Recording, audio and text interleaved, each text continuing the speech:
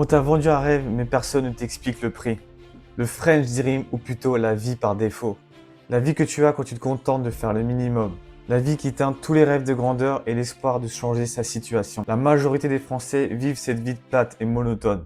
Ils sont dans cette situation car c'est confortable. Le confort ruine l'envie de passer à l'action. On ne prend pas de risques certes, mais on n'obtient jamais grand chose de cette vie. Dans cette vidéo, on va voir pourquoi le French Dream attire autant et pourquoi il peut te piéger sans que tu t'en rendes compte. Le French Dream consiste à avoir une vie basique, avec un CDI ennuyant, un petit pavillon, une voiture éclatée et une famille désordonnée. Une vie confortable, stable et sans prise de risque. C'est la version française du American Dream qui lui fait vraiment rêver. L'American Dream est l'idée selon laquelle n'importe quelle personne vivant aux États-Unis, par son travail, son courage et sa détermination, peut réussir. Le French Dream, c'est plutôt la vie d'un Français qui se contente d'être dans la moyenne et n'a pas de grandes ambitions comme un Tchad en aurait.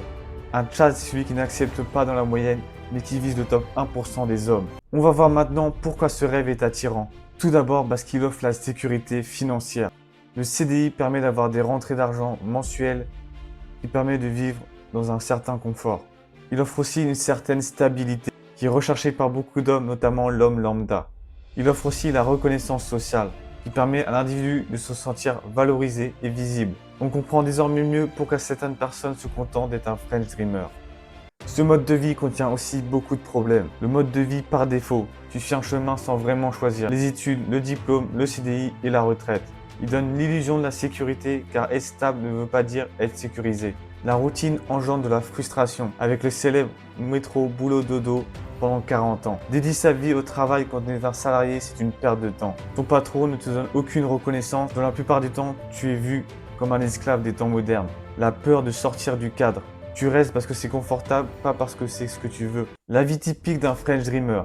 Il se lève tous les matins fatigué car il ne pratique aucun sport, sauf la branlette qui le vide de toute son énergie. Le fait qu'il attende le week-end avec impatience car il déteste son travail. Week-end qu'il va passer dans les centres commerciaux à dépenser son salaire misérable.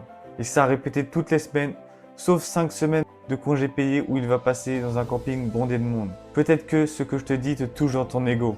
Mais cela est une bonne chose pour conscientiser la vie que tu vis qui n'est pas réellement celle que tu voudrais. C'est important de prendre le temps de réfléchir sur sa vie et se renouveler pour s'aligner avec ses valeurs. Le problème, c'est pas le French Dream, c'est de le suivre sans réfléchir. Le French Dream est quand même une vie agréable que beaucoup de personnes rêvent d'avoir. Mais il faut que tu gardes en tête de ne jamais reposer sur ses acquis et de toujours chercher à avoir plus. Ne sois pas juste un anti-système. Comprends-le et adapte-toi à lui pour vivre une vie qui te rendra pleinement heureux. Le bonheur se trouve en soi. Et sûrement pas dans le matériel que tu accumules pour impressionner les autres. Les gens s'en foutent de ta vie, ils sont trop concentrés sur eux. Alors ne vis pas pour impressionner les autres, mais vis pour te rendre fier toi. Il y a des solutions pour ne pas finir dans le French Dream. Réfléchir à ce que tu veux vraiment sans prendre en compte la vie des autres. Tester d'autres choses, des projets, des activités, etc. Ne suis pas le chemin par défaut que la société impose au monde. Évitez les distractions car c'est le principal facteur de rester dans le confort et ne pas chercher à avoir plus. Et des objectifs clairs qui te font avancer dans la vie et poursuivre chaque jour de ta vie avec envie. Travaille ton physique, tes finances et ta mentalité. Ne te contente jamais de la moyenne, vise l'excellence. Le problème, c'est pas le rêve, c'est de vivre celui de quelqu'un d'autre. Le vrai luxe, c'est de choisir sa vie. Avec le French Dream, on subit la vie au lieu de la choisir.